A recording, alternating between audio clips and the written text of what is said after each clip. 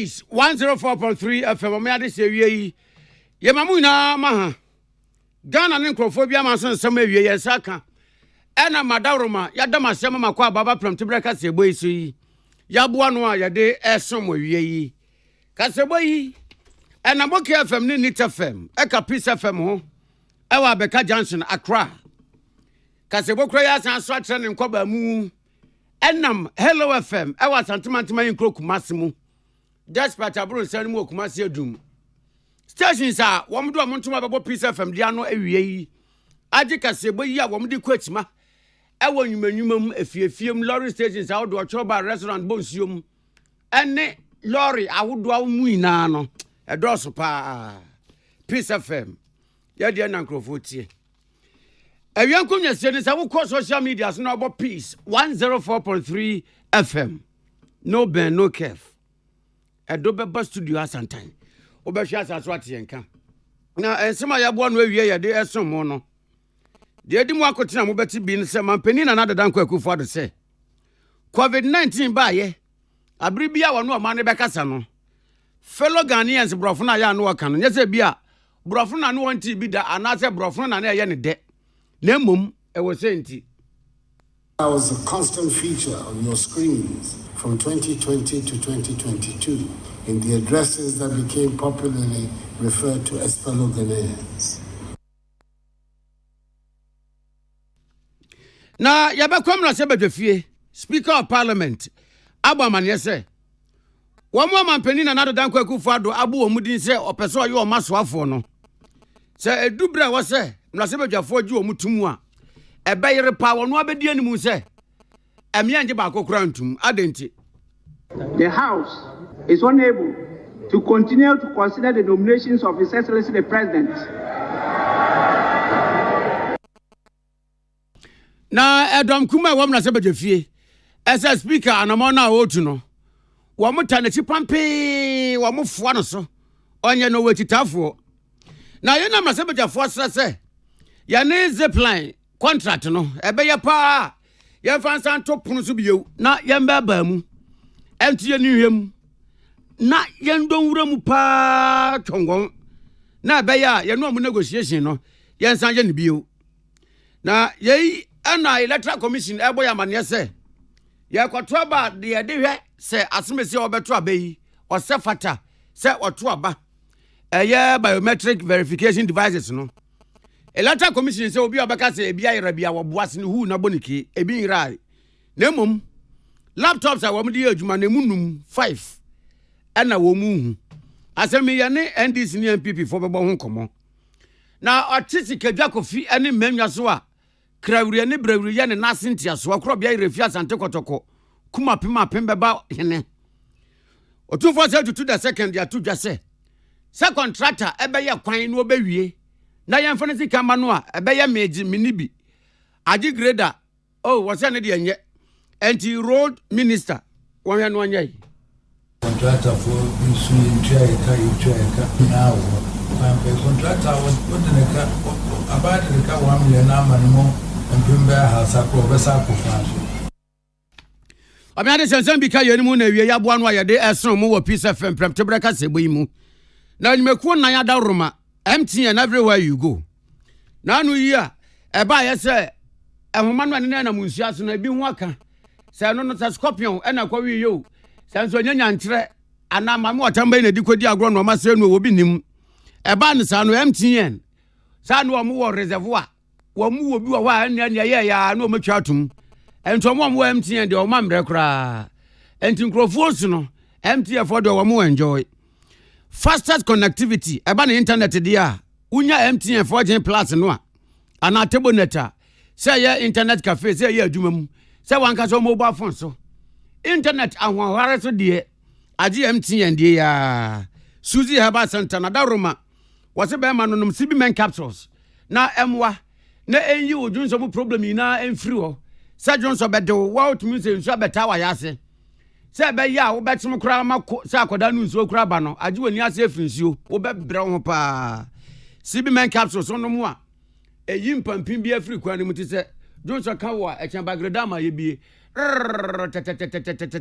na wubugu na yena se bi women capsules so ye nuanom ma aduro womonom ema esiesie womo bra womo ya ahoboabo abu womo nsa nti nsabo no duru ho a ene wombu no simple te say dia krama every dompe no pains CB soap ye de na ntabono no na eyi na ntima propro ene sebi wonanti apapa se prekese no eyi ni na fro na ona hwa fefefe slippers obetumi ahye e de akobebia chemical shops ne pharmacy ne aba shops ni na no Suzy aba center nroi ebi wom na budget cash and carry say sabre yi a dumienu agba pounds mensia yi ebi ana wa ho ode an ode hye adwuma se anopa na swat wo ya toba ha wa ye mojo as a contumra de akaja nom blue jeans energy drink ahode na wa short ama adwuma no aka no hu style any formula wo de be ye no blue jeans energy drink ma wa hode magani so se ama ode ayi adwuma as a desert funu ponko won tibre ahode no be basa sisire kwabrafo budget cash and carry adaruma baby obesha blue jeans energy drink bia no titru so ye adwuma ye ni a wo ye adwuma ma fifire to de a numbi Lavos Herbal Limited and I did Lavos Natural Capsules Aba. We aye mema ne mai na adro. Titru ni ma ne mema one person mo from pa. Quarter from pass to pa wonu mo donsuo. Emo bi anya the feeling of the azozi. Eko bi azigizaga ne sampedem no. Mono no mwe.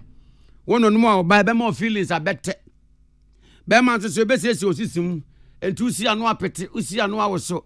You mo run some things, brave some things and sin some things. Ne niji aba. Lavos Natural Capsules one dance na me di kire wi baby ya to adro bia Ghana baby anu duru ha bisabi tobi numbi na me ni giemra enmekoya da roma ana ewie yi pram to braka se boy yesi hu nkonwa e wo Peace FM so ebiewu ya sanso mama ha damasese mafide da Peace FM e ba makwa aba ya frame ohene nana kwame amo wa man soja ewie yi Madam Roma, ya nante kase bonimu en. Suafo a mampani ya boni din se wan kwhwe apomudin aso ye ne so. Akan le jokukum rase bedwani. Na watro book. A book na watro ye no. Asemtre ye title da so fellow Ghanaians. Dr. Bernardo Koboy na atro book yi na wan wa ye ho amamra ne amane aton sa frem penifo am wo masia. Ada book na di kama ama se me ka se de baby ya ton books bia wo kwa fellow Ghanaians book no obenya bia to na fellow Ghanaians book yi wo bia mu a wo no tofa se eye abakwasem wa Ghana yaye se emra COVID-19 yare dafo ko de wuo besensa mansan ko mu se bogaku pali chain Ghana fiti bra ebeto dwa se obi anya bi akopim infrinsan pimienu eni eduonu mienu 2022 amampani ka se COVID yare no afedi ano no ton kwanta pai wababa beka ntesewa eni yare wo ho fiti dedi kan ya obi nya bie 2020 2nd March ebesi 2022 amampani ka se pandemic ya COVID no eye over and over no dia kwaso nyina na Dr. Bernard Okoboy dia atro book yi a your friend fellow Ghanaians. And it's how come be a ton book na ope Dr. Bernard Okoboy book a watchra dia fa Ghana de ye ko mu mra COVID-19 ba ye no a was me fellow Ghanaians book ni bi. Na emra wo mo ya amane ne amane abda book ye di apa wontoma no. Man pani na dan kwakufu ado. E kan panifo a wo mo ko ye de wo mo num nyam ko ta akire. Na man pani kasa no se nyamienim ni petiko. As wonsu ase wonsre. Esuni ye COVID-19 ni ba ye atoranchemu a edebra Ghana ensamoni edi ye Ghana de hia wo mu na mu hia wo mu kofiri ko mu wotu na nanu wonsie do enu de di sun ni ba no ana sire ni ye said wan na nwene ho da ensusu da sa fellow Ghanaians brofo na ya no obeka ne Ghana kasa yina no sa wo bi adwene di etira so de betro book na ina mampani se sa brofo fellow Ghanaians no anya se bia COVID-19 abraso no wote sa brofo no ena anya se bia brofo ne dama ena COVID-19 abraso so ne Ghana fo be kasa de free na no ba edi kan ye fellow Ghanaians na no waka no mampani se ntremu ne se ekuta sunsun bi abre bi obeka bi ya no ohunu se ekenyan Ghana ye ba akoye ene ye nkabom ɛde nkabom ne baako yɛ bi wura yɛ mu ama obi asɔre waka ɛyɛ na fam de bia so de bɛboa ama covid-19 yɛtumi atu ase na yɛn mampani na nadodan kwakufu ado ɛkasa bie no ase sɛdeɛ nsia wɔ agropama so a footballers ɛte sɛ referee aba ben wɔn adwene kɔ hɔ na America ya wɔ mu tuo yi so onya ti on your marks na America tufo ni na obi ade guard no saa na covid-19 ba yɛn so ne Ghana bɛkasa na so onya ka fellow Ghanaians na Ghana fo nyina adwene aba no so na nyame anim nie so obi di fellow Ghanaians borɔfo na tro book a ɛyɛ na ho pa. When I first used the phrase fellow Ghanaians during my national broadcast, I did so with a sense of responsibility and fellow feeling. As president, I saw it as my duty to provide Ghanaians with regular updates on the situation and the measures government was taking, and to seek their support and cooperation. That is why I was a constant feature on your screens from 2020 to 2022 in the addresses that became popularly referred to as fellow Ghanaians. And I thank you for welcoming me so warmly into your homes. You listened to me, you cooperated with government and with the health experts. You adhere to the enhanced hygiene and mask-wearing protocols, and a considerable number of you took the vaccine. To see this phrase immortalized in the title of a book by one of the several exceptional young appointees of my government is truly humbling. It is a testament to the resilience and strength of the Ghanaian spirit, even in the face of unprecedented challenge.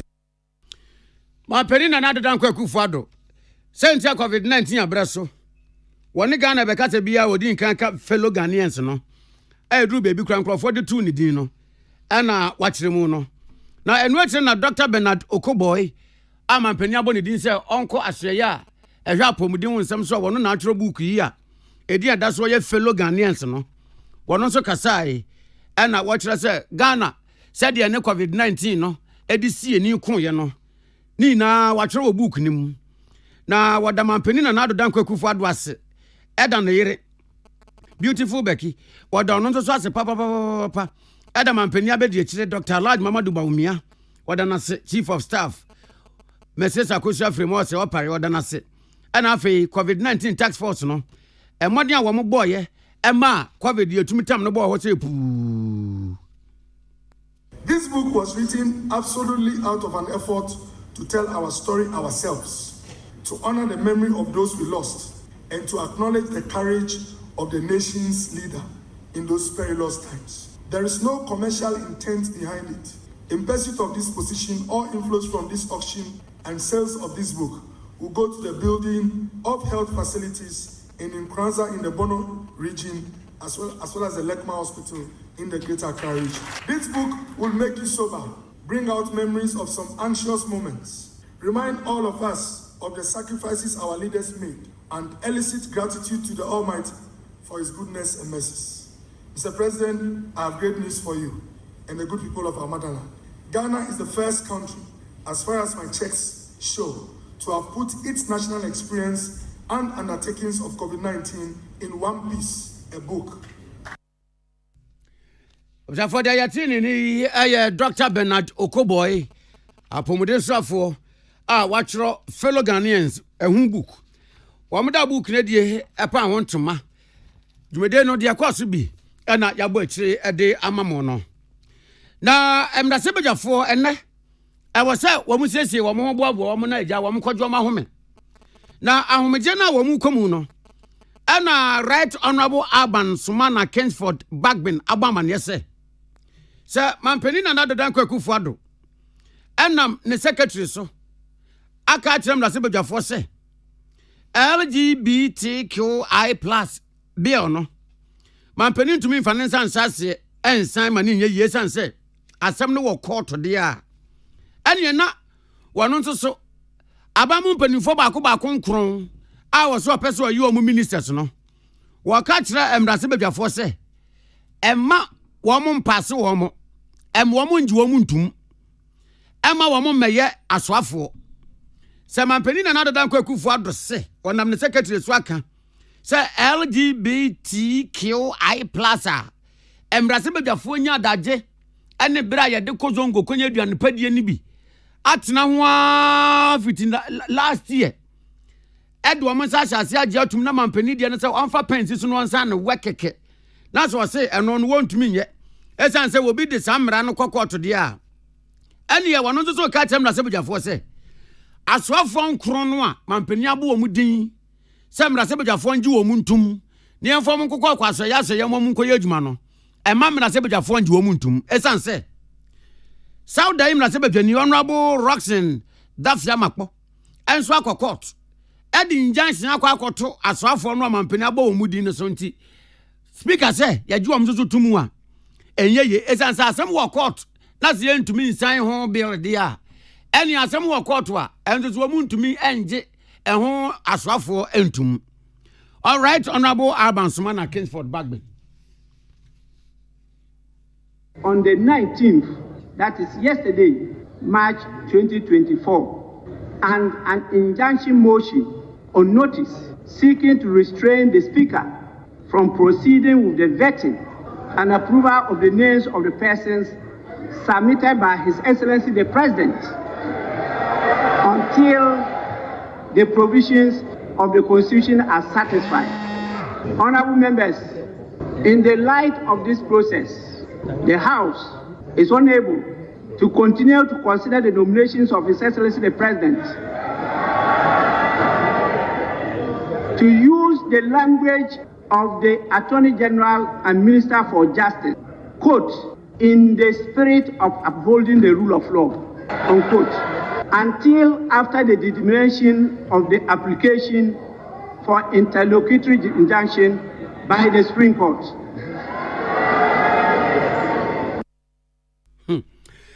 Now, Honorable Alban Sumana Kingsford Bagbe na mananso was so okama mampeni aban ene Ghana fo yina te se e free eneko se bibi free aban mu ba betom na se bedwafie se wo mu ye hu adwuma age wo man te se Ghana ni bi de saa ade no ho asem kokot fanse se bia mampeni e de ba wo de bibi ba mra se bedwafie se wo mu nyintum enhweso ne se bia se de mampeni ana aban pese yenjai eduane di yenjai enframa ye home anaze se bi so be yiwa moto mu a fa bread knife enfa stick se betom na se bedwafo enimu a na se wo mote se Ghana ni bi e de sa de no abeto wo manim free aban ho no ekokoto a ene wo mu nyintum ne anyim ntum kina jese koto di asem na wie.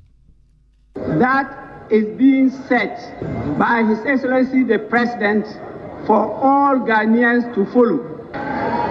So any matter that comes before Parliament, any Ghanaian can issue a writ and follow it with an application for injunction. And that is enough to injunct Parliament from proceeding with the consideration of the business in the House.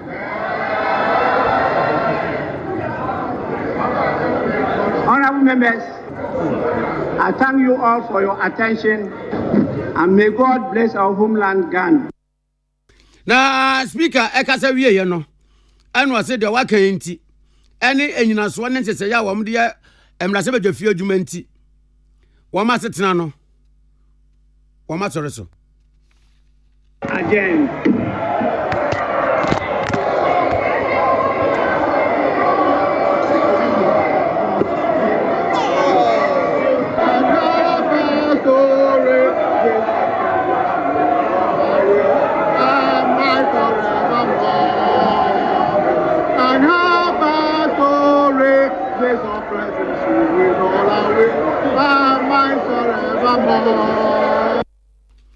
We ya de course e wa mrase badwafie bi eno no William Gentu ni Emmanuel Akoli ena de asem yi ebaye na e wasa asem kro ya ho ena edom kuma e wa mrase badwafie minority say right honorable Alban Sumana Kingsford Bagwin yen ye wudeni wuye buei waso de opa onfa na ho toto fam wo mesi na tade ama no Keziel Atoforsen wo ye edom kuma e wa mrase badwafie wo mu leader eno se right honorable Alban Sumana Kingsford Bagwin wa yade a esubi mada Hey, akukudura David nya ye de ko face Goliath. Two tie born no ma so say pakun no. Enu bi na Right Honorable Abansman na Kingsford Bagwin enya no. Akukudura e makwa abra no tumi sori ahmache. Ekwobo mala tre so abra won suro bia no. Enu bi na speaker enya no. Na speaker nya kan wo makoma so asema mo pa. Na we no speaker aka no. Speaker function trimu say enyo no nko na aka. Minority adomkuma wo mda se bedofie. Wo mofo no so pa. Ejina nachi se dombere mata nachi se langa e mane nsuro. Wo mo supporto sa asem na wo kan ye no. Yesterday, Parliament and the people of Ghana became aware of a despicable and tactless letter from our president to Parliament on the subject transmission of the Human Sexual Rights and Family Values Bill 2024. The letter constitutes a threat to our constitutional democracy, and it must therefore not be entertained at all. We will not allow His Excellency the President Akufo-Addo, to talk down at Parliament in the disrespectful and condescending tone that is contained in his letter addressed to Parliament. Yatini ni Dr. KZL at Forsen awoye Edom kuma wo na se bedofie wo mo ba ne dini na no akire yi eno se wei e wo se eka bibi kire aban se bia na aban fi se emra se bedofie eye aban na basa baako ado pa bia no betumi dia ya abon abopitria won sori ye na onya no won ti ase se da bi emra se bedwafo entena ho e ma ne ntintim wo mo nsa. In the case, just in case he has forgotten, that Parliament of Ghana is not an appendage of the executive arm of government, neither is Parliament an extension of the office of the President. The Constitution of Ghana spells out in plain language when the President of the Republic of Ghana must do when Parliament passes a bill and present to His Excellency the President. The President must assent to the bill or must refuse to assent to the bill when it is presented to him as the President of the Republic. These are the only options, and in this case, there is no middle ground at all per the constitutional imperative. Ladies and gentlemen. Na KZL ato Forsen, minority leader wa mananso was it the mampeni na nado danko Akufo-Addo aye no. Wa manu amambuo emra ene nsese ya yedubu man. Constitution no kamya yese mampeni abunu kom se agyan mampeni atoto nase na sa no obeya de a ene edom kuma wom na se bedwafie wom befo mo ho adwene na adwene wom befa ne se wom bekwa awre wa kobisa abrewa eta no wom nyansa posem bransem du ato adwene ama se mampeni one day guardia wobetia ne se sa impeachment na no America wom ye wom mampeni be Clinton bi no wom ye ni bi papa. Speaker has made an important call, a call for Parliament to unite against the autocratic tendencies of our President and this government. We in the NDC minority is ready to protect the sanctity of the Constitution of the Republic of Ghana. And we stand with the Speaker of Parliament in this. The President of Ghana and his government be aware that where this country is going is strange under his watch, and the NDC minority will not countenance it. But I want to urge that it is obvious that His Excellency the President has breached the Constitution, and we will advise ourselves. Don't be surprised that we will begin impeachment proceedings against the President.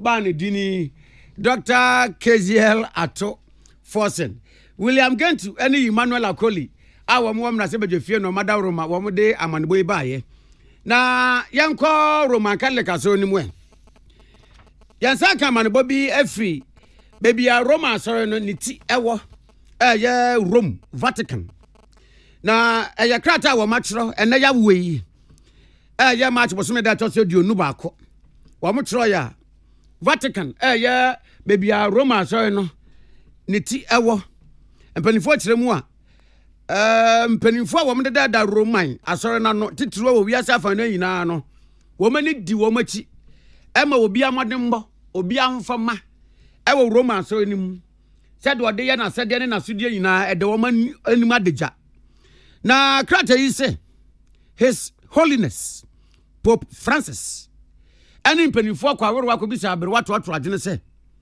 anya bia said ya na no osoro nyankopon bisa Satan say won makoa Job na ohun ni say no sana His Holiness Pope Francis so ebisa ni mpanifo say Reverend Monsignor John Opokwajiman moniadi ne dwumadi a odi echi ana ana obi abo ni tringo say ane ana His Holiness Pope Francis bi so mo say na muhu ni sen ana obi asa so okasa so Reverend Monsignor John Opokwajiman na dwuma ho te wo hwe ahonfama ayemiye ne tema ani ahon kekan wo de ye na dwuma no a etese Paul de ni bi pepepepepepepepepepepe onfa no Reverend Monsignor dwuma ni agro kra oye ne sade se na fata na dwuma ho te wan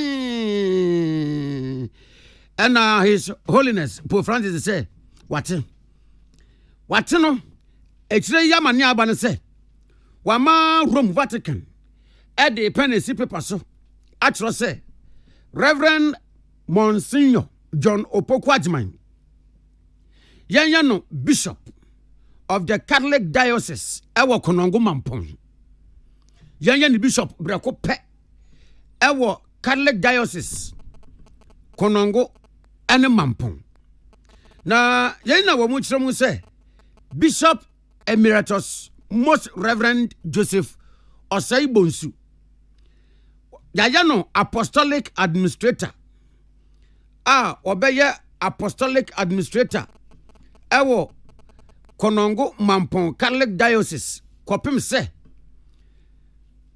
Reverend Monsignor John Opokwajiman yaya ni bishop yi obefa Roman nseseye ne ntotoye so mamra ne amane akwan so edne to esi bishop akonya no so na wababa beye najuma ewo Konongo Mampong say Catholic Diocese Bishop na yeyi ana epenifo wo mo hwe Roman aso ne so ene His Excellency Most Reverend Henrik M.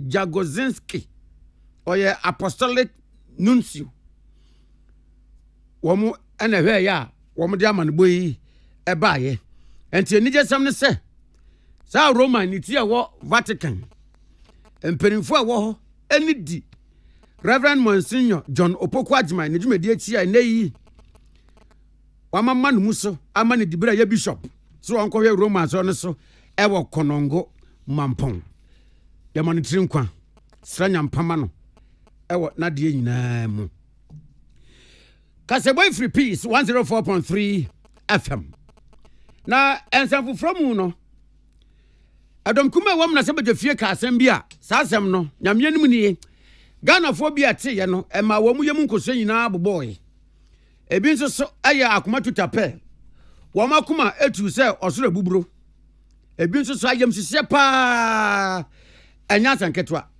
na ene ne se Adam kuma wam na sebe dwafie enam wamu leader so Dr. Kezel Ato Forsen bo amanya se baby CID fo wo bia no wam report to duty na asem bi esi awo electoral commissioner was say animanum ya wam mo na abo mo to no mko yanhwehwemu asem ne say BVD yeah biometric verification devices no na ye to aba police centers ne ye de kokoko ema obi abeto aba ye gitum se anyaso meso to aba eyeyi no sa biometric verification devices no ebi ayira na ebi ira enso so a enye baako enye mienu o prako pare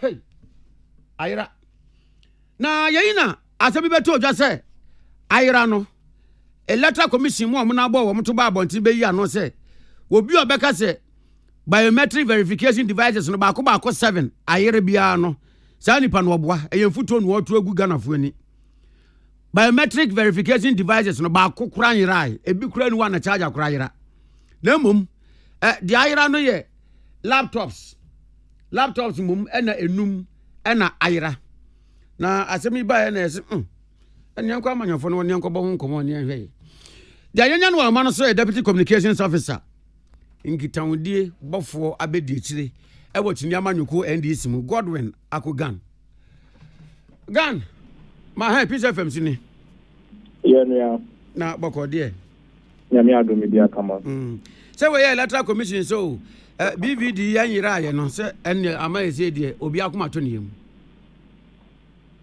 you meda sino me chawo tie phone na say electoral commission for Nankasa, they are trying to shift the goalpost. Yeah, Omoka say enyira ye no a BVD machine that is biometrically verification device no. Then so omuji to mu say BVR biometric verification friends and for registration and ayira. Na patre say they admitting say the ayira. Na say uye juma na say machine as critical as a EVR kit. Ayira. Me sure say the first people are SSNK say ewo omano electoral commission. Sabi de na de ayira ena opaye. Na so what the ayira na wonpai na wo hyeden na opposition for ena ehu say ade ayira. Na ye ya start say ye kemu a afi na over the my entremu ana. Which means to say either say unimu bi and now say mo pese mo di bibi Ghana for efa registration a ebe yo no enu nti na ma na mumua manono. The truth and say BVR kits no according to electoral commission no 5 ayira according to NDC any information ayewo and say 7 na ayira. Into whatever the situation will be, say, and near baby ayira, as I say, yes, you should. Now, and almost address the press, they couldn't come out directly to say, we and ayira, and no more you to any. At a point, I want us to so a laptop side registration, and ayira, You were still using words like perhaps, alleged. Now, part as a press conference, I will use perhaps any alleged. Now, as a still crowd, we are any to Mr. Ayra. But at the end of it, oh my God, whatever the situation will be, affected registration. Only be. Ya papa Afarijan Abreso. Ye mami Charlotte Osei Abreso. There was a reason Omoka say data ye GF for registration and now the Senebeya all the political parties so ebenya GDA electoral system nimuno yema a different organization, a different company and another data no ekura wono with the mindset to say obi eniwa obetumi a manipulate system no the mensa ebaye no onto ono de company ono ankasa epese o manage system no ena company no ehoho omunsa ewo last after 2020 elections Mrani say afidia nipa ebi 18 years omo mutu kwan na bi aba nti afidia ye registration 2020 yeto abani wi ye registration bio 2021 yanye 2022 yanye enra ya ba beto assembly election enya sigidi because obi betumi dia kokko since yenko but yenhwe registration portal last year yeah answer na ba beto registration because there's even a problem in the system but yenfa eno enko twini baby sesia adia ayurei ehu benya se yebenya a friend saying police CID. So almost every catch say. And never ayirano any because adi awode ashe them. Baby so amode machine si akwa share so no. Camera ewe anim. Enti mo pese mo say abra enkrofo no kwakọ wia ade no. No dum so aba because ye na anim say nanado say dum so eji ho. Enti na pa say dum so aba. Enu ti cameras no edumie abra enkrofo no kwakọ fa de manana.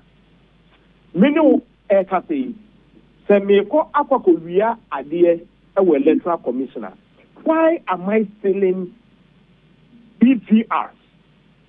If you do and I say laptop, you do registration. Again, I made a paper here. Before Obibe who start the home fast or Okoko Riano. Next, let's say for elections. The interest of elections. Because BVR and Yadia, you didn't call a gaso, na Yadia Cocope. Obia ne sabeka BVR Diano, and you be elections no every piano. Now, what to what the Ayra so to a waka one to say, one more so Emma Obia and Seno. Did you Benya if you will? I say, and Crofona or Macofa Adiano, and your political interest. Whether my maybe Saba could be Mushisha Mukakra Moya, you know. Adanira Yache Kakra. You see, say, Ayra Yache say, a yafiu. At least we know say the last 6 months maybe now perform the identical and you move. I couldn't me be say a Ghana phobia Jumuya pass and electoral commission pass idea as some would say ya year Juma saying Kenya election year crown and Kayira in Point Quebec as a be a Maka Motum of Bossa. Election year with some few months a day corner and to be play a pivotal role over your process in Nasa Ira. Woman to me and Mabonton Tamon Macase BBC Ira and Bia and Amon say and Womu to us Mudibehu. Would they have to take a political party to know and bring it to Ghana for Ansana? Midday say, and only idea Yina a high because last week you call IPAC meeting. And commodity sample and day amaso. The BB Efrimu Hopo and Ebaya and Kebeya are registered. Say ye be Biao. Na ye bon ye 2 1 more. Say Nebeya affecting elections ya ye babekoi. Come on. But we be if we yankasa yaho and a deal we ebay. So the moment every year yaho automatically no will be suspicious of the agenda akon for no e de kwakoye. And now say dia ye beka say dia electoral commission ankasa eni hu bi dia omone political party dia na so omone ebusuakuo bi e na kwakoye dia dia privately omukako register for bi ababebu system. But regardless, and answer utie electoral commission press conference in one your boss man, sorry. We want to assure us so Bianca Kuma to him na dia Yadia a be pursue any risk be to 2024 elections. You want to walk away and come to be the cost a saying bossman, sorry. I didn't. And Lutina Emma Abra, Omofa bossman, sorry. Abra Omunim say, Onuna, or your test control leader, and will be gone. Omuye recruitment, Omuyi MPP4 and the Abba. Commission national and some ye can ye believe. Sanke independent bodies and anka ewo ho no kan we akebenya gidie bi ewu. But omunyi to say as a political party no ansana ye be start registration almost CFA April 1st of April full day no and na on be start registration no. The first thing and say yempe an independent organization. Na yina yen check data and the system no with IT4, MPP4, IT4, political parties are interested so IT4. Niempe an independent IT firm. Na yina yen access data no as it is now.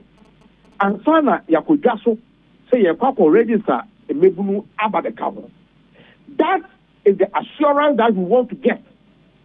Say in na assurance they say nipa ewo register national say 50 million o say 60 million o ye nyina ye the one dance here say the last registration ye no the final number any number fufu bia emeka ho say na be ya adichi near sisi mountain so a near ye kwakore yi so mo aka ho no say 1 million o 2 million o ye nim say ye numbers no aha na ababejina na so mo betra mo office na tra o maka kire say ye nya gidie e wo mu de efra o mo obi eni ho benya sa gidie no e wo the state and after the kind of electoral commissioners are you and then one of no way electoral commissioners some my results baku what check one election mono how can we trust such an electoral commission God Mr. Sir the minority in parliament there one more call for CID and Shushamu and Menu ya no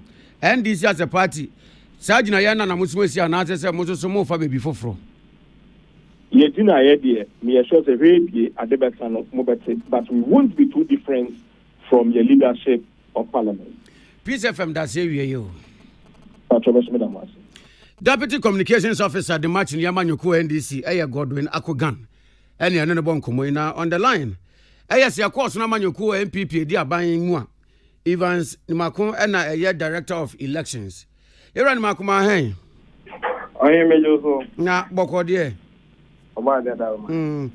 Dia abenio muso mubon said the chinyama nyoko ebohu regardless of EC press conference womo afra obesi na eje towards omu yi hu bia free amanyofo mu I am na say make say ye new patriotic party nya nsem ni bia NDC for kano and EBDH eba se ye kwa koto aba emra asem Ghana hey me did say emra ye di bo man no eba parties any electoral commission semoka say yisi edi CI aba ana CI order da no ana ode ye nhye yen kan bi nhye ana NDC for say yisi machine 7 ira minim ne pareba Oma na omaka omasem but me gidi say enra said the Ghana nyina tie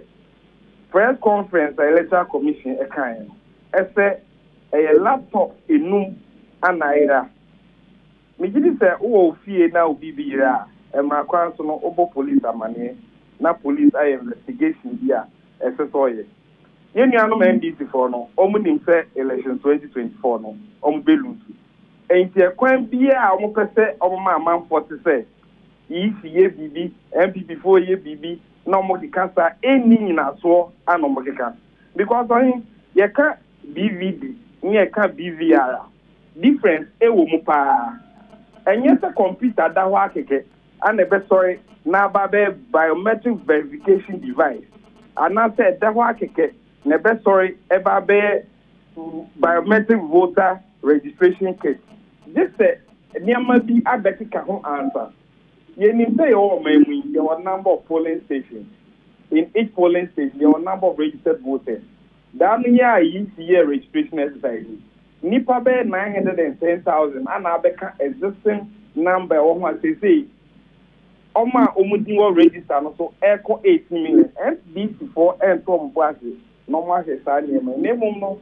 And they say or say, you say if you want the car say almost the drones and the monitor election.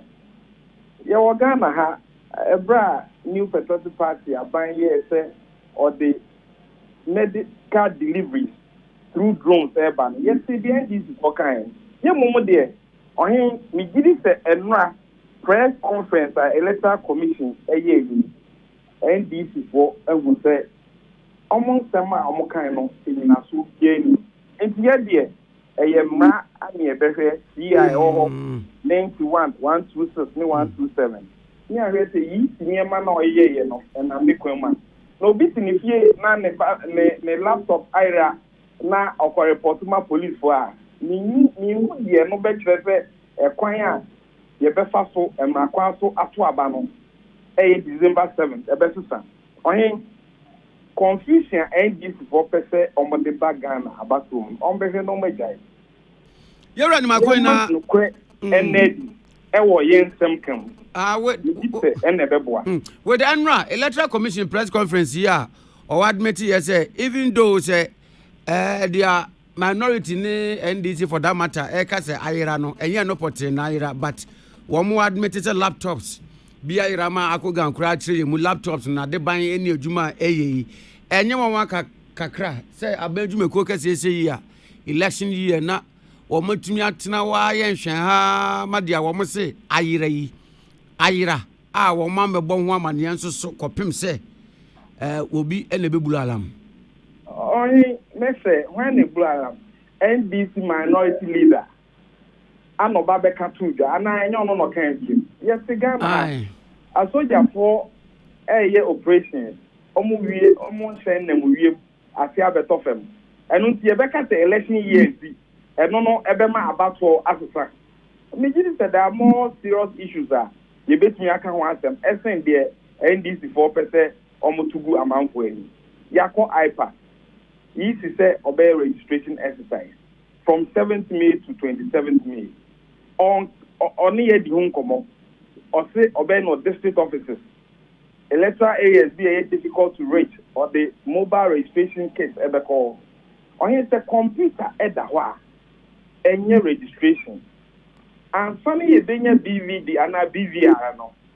This say the data eguso and I know data eguso e every biometric kit biano ewo data ye di shame ebi nyenu ye na ye den NDC for esan se omunya bre so mbe to mo boase ati electoral rules ni atinti de bia ensem a enim no omo de suja ye hu omo pay seti se ba be soja ora afi yanka ene electoral services wa omo jinse ora ma ne bo amaba yi ye ko IPAC wabatwai ye beko bebe bia no e wasem fra de besiga na enye sansem we ene ma party e win election eye mrana e da ho no ene anamo a wo party no betu ene bete se ubedi nkunima na woni nkunima NDC for nim pepe se aba ye betu in December on be lose no he ye wo kroma o maka so ye to aba de bia NDC for be win ye nuanom SDA for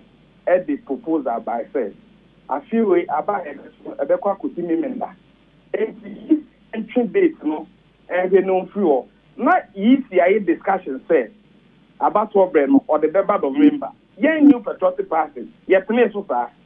Ye debut on November and could see me menda. Ana a theater, ana questiada, na NC or Sumbia Hawkine. Ye young man before someone places. But I'm telling you, the ye new patriotic party. There are so many numbers I have to apply. You be winning. If you ain't standing my way, no. Eradiadom, your presidential candidate, Ura Mahamoud Baumia, President Kufuor or a destiny man. I want to party me the pilot, you know. Your Twaba, Ghana for the one other Twaba man. Tinga near my way, no. Obi laptop in Numaira, Oko Dabe, go to DVD 7. And no, yeah, press conference. So now. We go when you you run my kweda wu kwei na obi besi ana se se ade nka ehu hia saa no a enka ebe den electoral commission benya ho adaje afra ho press conference oyin me nkasa my electoral commission enti bra NDC for the betuja no unia no bi FS omo pese me kan wa me ka so me nkasa my electoral commission NDC for omo kasa omo ma ho MPP e kasama ye ho isi nso wo ho me gidi se no kra eni the NDC for kan no mu enu nti na ma electoral commission press conference enye ba me gidi se nka hu nya ye wo we o bambo no wan kasapa na isi so the aka no se Ghana police service ebeboaye na ye mu se electoral commission se o laptop enum irae no o ma bu police for amanya na o mbo mamanya laptop ohin ebia okwa adwuma adi biko different from DVR na DVD. And so NDC for say DVD 7 naira. I come back say yes and say. In the matter say almost some more can no cream nim no. My higher home. New Patriotic Party there. Your presidential candidate. Ora Mahmoud Baumia, or no, Yadia Honden Tennessee, Nagana for the donor to Abama, December 7th. I feel most of bad, dear man. You didn't think I'm missing a Bebemuta. You're right, Marquette. I say, I am missing that was in Yamaika. Director of Elections, several NPP Amanyoko Muye, Ora Evans Nimako. And I know not so actually as same young common. Now, Kaseboya would say free peace 104.3 FM Sway. Members of Committee on Health, I want to say, Fee. And now, one more to just say, and who been your pass a contract here, Ghana buying, and Zipline Services Limited, I want no. Sa contract, Nancy Mubu. Sentence say, Committee on Health. O matter say, we are contract in moi. Ya true woman kete say Zipline Company Limited no. Say dia yaso wo munye mayen no. Say wo mutumi yo. So wo man yo. Tia de betu omuka. Wo musika wo mso mbeje no mbeje. Asude ni asede ya de ama wo mo say wo mfa enuro enkokoko ayaresabia emra emergency bi aba no. Say wo mutumi yo. Say wo mentumi anyo. Your friend take or pay. I had done was it, yeah.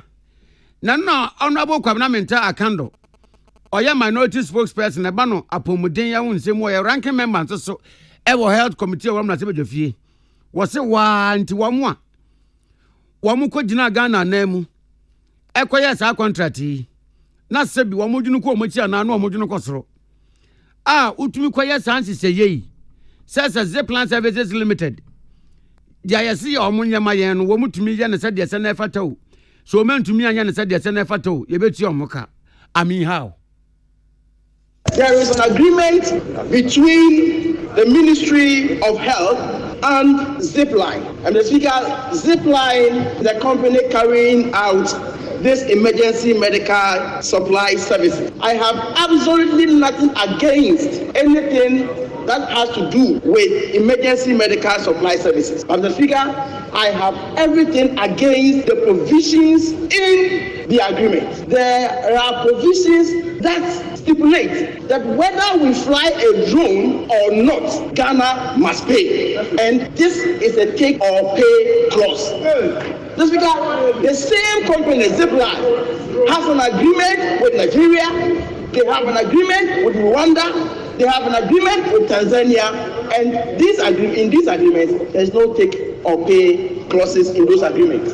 This is inimical to the interest of Ghana, and with immediate effect. Now, you're telling a minority spokesperson. Adom kuma wam na sebeje fie do akasa duma wam eba no apomuden ya ho nkomobo wam na sebeje fie a aye onabo Kwamnamenta Akando enu akire yi ana committee on health emra sebeje fie batabuoku a wam hwe apomuden nkomobo ne ho ncheseye so wam dwom tinani Dr. Nana Eyiwu afri yi enso edi before as say you ehun behia say sa agreement na contract ne san hwe mu bio. Concerns about the costs involved in the ICT investment came up strongly. I recall last year it was same matter, and it was we on the side who raised the matter. Hansard will bear me out. We raised it. It was corroborated by our colleagues. So this is not new. However, what is surprising is that the problem appears to be compounded, and therefore we need to pay attention to it. So that matter, no debate about it. Again, concerns about the investment. I recall at the committee of the whole, they spoke to it, but we all came to agreement that the answers were not satisfactory enough. That was why at the committee of the whole, we on this side, it was up to one instance. Then we called that there should be some investigation.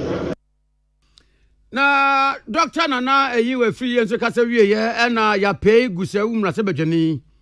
John Jinaponzo say, "Wa mu a wo mu gina Ghana na mu, esan contract no. Woman dwene Ghana ho kra." This is a contract that beats conscience. With the figure from the taxpayer will not contribute, we move to capacity charges. Now beyond capacity charges, we've moved to interest payments. And the interest payment is 20% per annum, compounded at dollar rate with the figure. The effective interest, when I calculated it, is about 29%. Mr. Speaker, I want to plead with members of the majority side For the first time, let's put our differences aside. This is not even a political issue. And I know my good friend, Honorable Anodombre, a man of integrity, a man of substance, a man who believes in Ghana. Let's reject this agreement together. Because this ought to be done so that they will go and renegotiate the agreement. And the chairman of the health committee agrees. Can ya pay Gusawum Rasebejani, John Jinapo. Na nekrakra mu na majority chief whip. Honorable Frank Anodombre. And so much Rajin Rasebejani. Sorry, I know say Ajubra will be Akan Akumantundium. Say Wamakan sa Wamate. Said the Tibiano. Abanya what is way dear. Would see any man for us into Wamakano. Abanyatina supem. Na obey dear say. Na efata.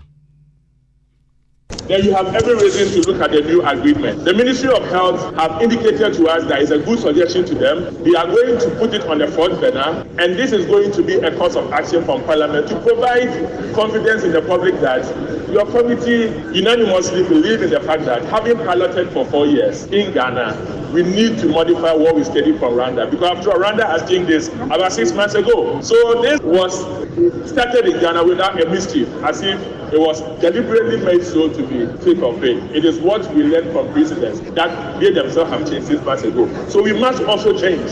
And I think that is the only way that can make this sustainable. Diatine can Dr. Nanayao a free year or year chairman Dema Committee on Health. Na Nedia Naya boy no na a majority chief whip. Frank are not Don Prince and what Rajin Rasebejani. Emmanuel Akoli and William Gentu and a day Aman Bono a baye. Na I want some from Uno. Francis as and so watch and a man penina nado abonidin. Say uncle na uncle share Abanya so ye akwan yie ene kwanten ponso Minister for Roads and Highways. Na emra mampani boni din say uncle ye Minister for Roads and Highways no. Ena Francis Asenso Boache ekwa asantima ntemu de enidie koma de enidie se no. Ya asantima ewura. Otim menwa ene sikedwa kofi so a krawuri ene brawuri ye ne nasintiaso. Pampin so de sha wodi ne hunkan wo pampa so.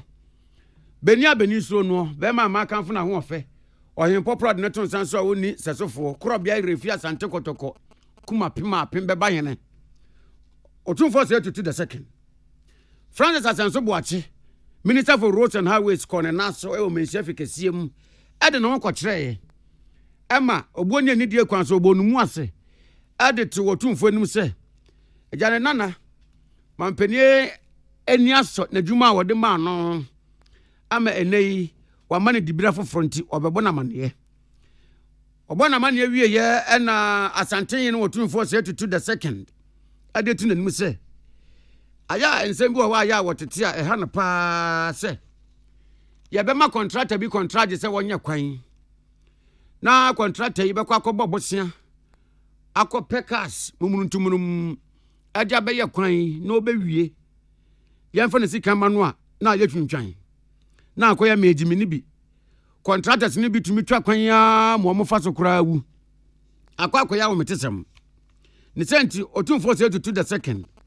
Added to Francis Asenso Boache nim say na penso a wabeye Roads and Highways minister no ombo no modern so obeyan hyehyeye ne ntote empe kwan pa wo befa so de atua contractors a wo ye kwan ka na bible kura ka se fa odwumayeni ana pa ni na ketua ma no na ese no emani ni awre ho nsunwu so na ni sun no aye no me Honorable Asenso Boache bie otumfo de tu nanim se apamfo a wono omoto kese ewo asreye wo no wo momodene se abibia wono omobeto abasako mu no mu na esuesu adwene e ma ne nkwa ne wa manso de adwuma esanse tukro wo empeni se enkwa agina contractor for bisu intraika now pampe contractor wodene ka abade ka 1 million na manimo Mpembe hasako besako fanso 1 million cedis or the Bible training na plana man no be 300,000 besako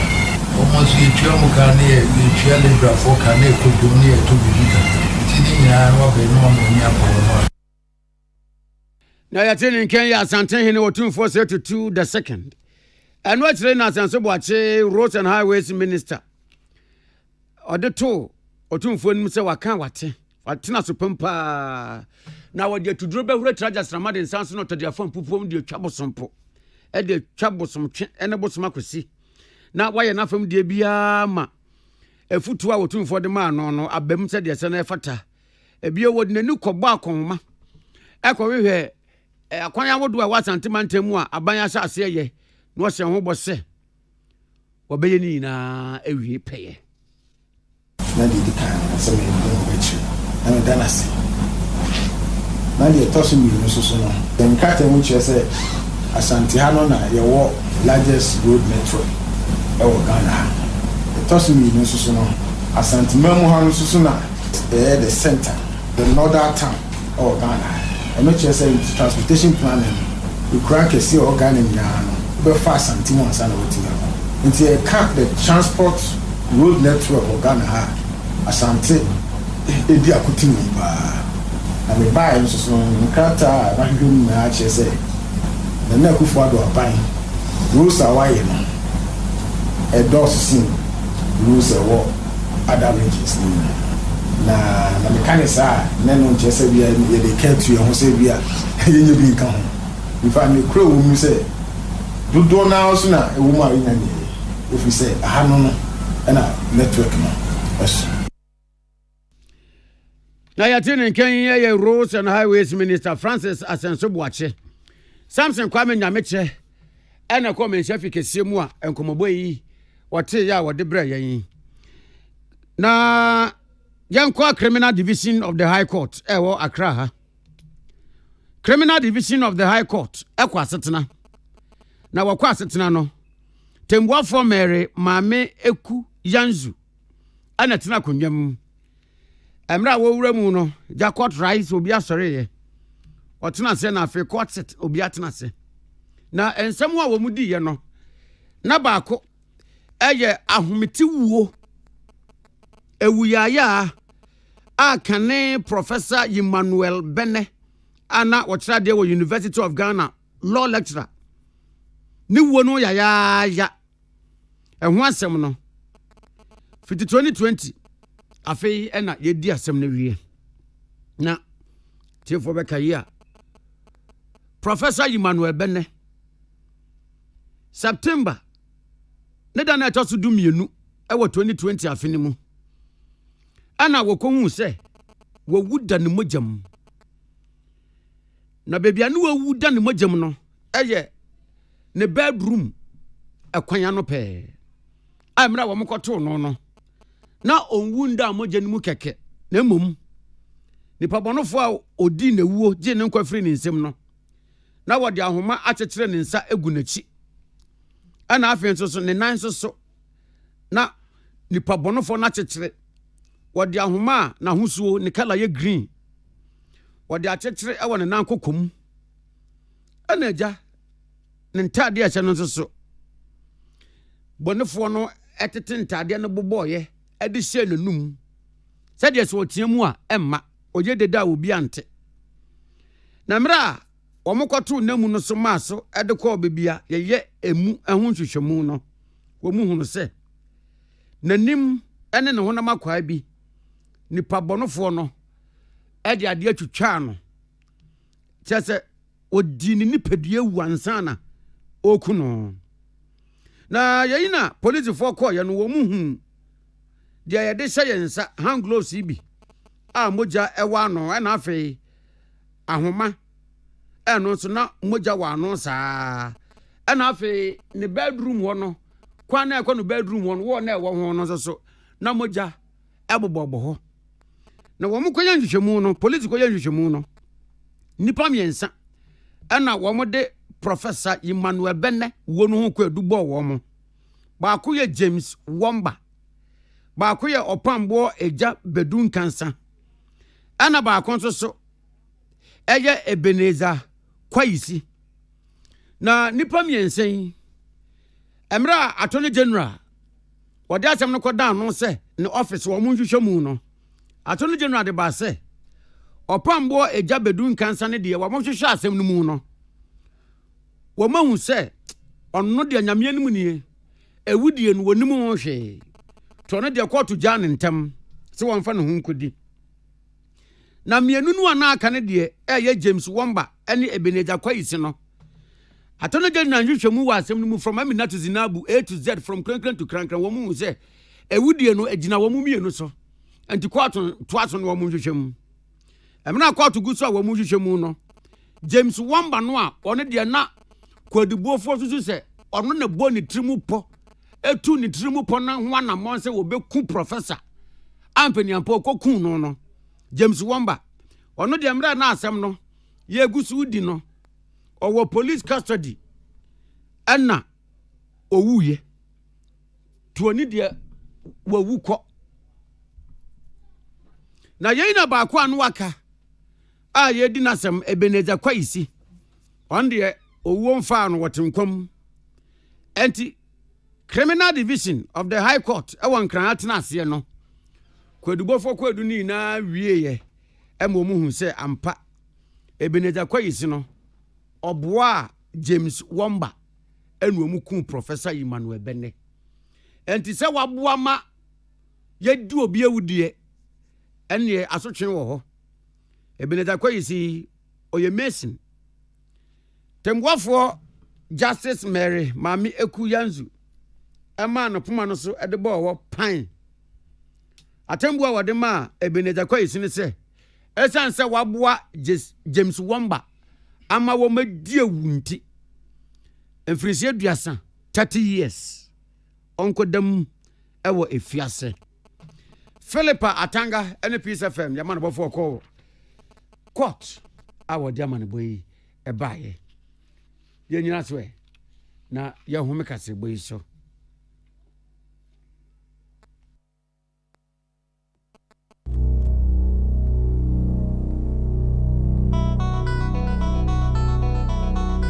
so wakoma ho hyehyew ana ebo periperi de broni kan hardware no a ede ne se woye na se woyam so atim so wo be peki na farmer Martin's liver salt akira kwan entem ahie nsu agu glass mu ate Martin's liver salt no ba ko no na wo de agum wo be hu se ehuru wa glass ni mu na wanom Martin's liver salt ye won orange flavor ana ba ko so plain wonumu a ohu beto nemum edi na anu na ho ntowo a ko hu doctor Happy Delightful Juice. Wachulala, swachulala, chichi soso.